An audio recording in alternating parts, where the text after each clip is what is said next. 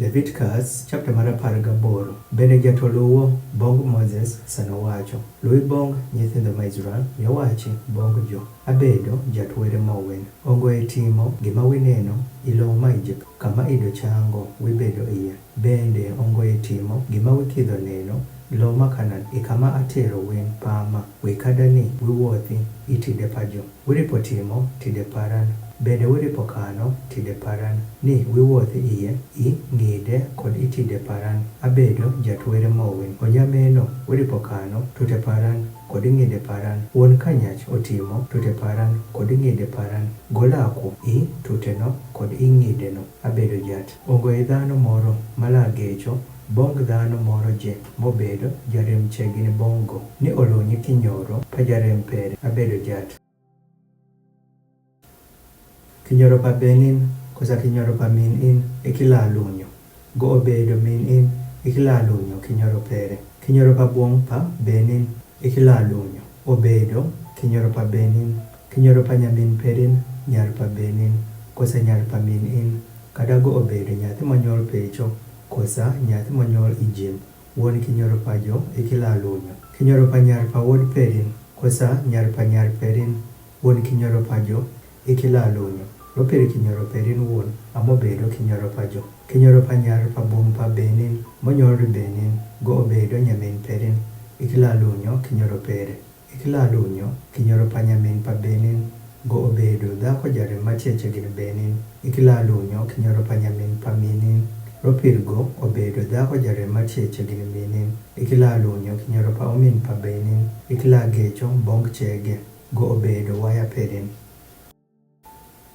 Ikila lunyo kinyoro pa chuod perin. Go obedo nyarit perin. Ikila lunyo kinyoro pere. Ikila lunyo kinyoro pa buong pa omin in. Obedo kinyoro pa omin perin. Ikila lunyo kinyoro pa dhako kod nyare.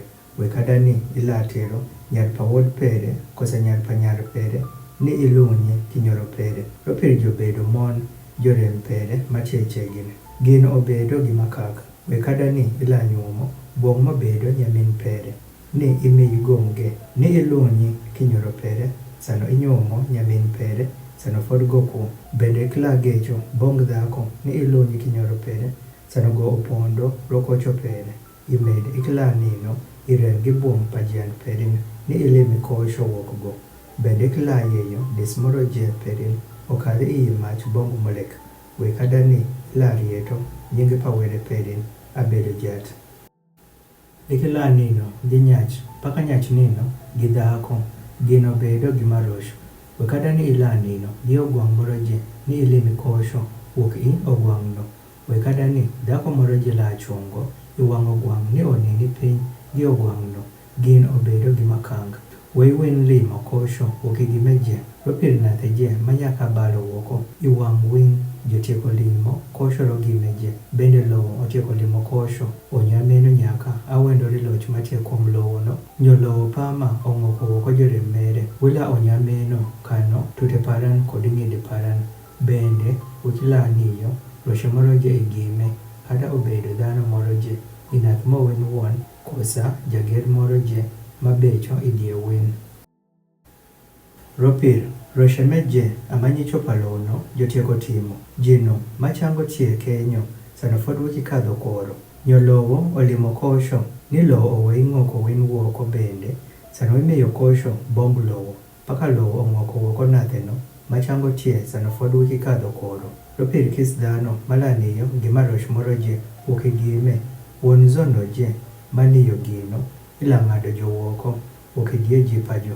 Onyamena paka wiripo kano tide paran, ni uwe iniyo gimoro je wokigime mobedo gima rosh ibime motim sano fod wikikadho koro. Bende ni wiwe ilimo kosho igino. Abedo jatwere mowen.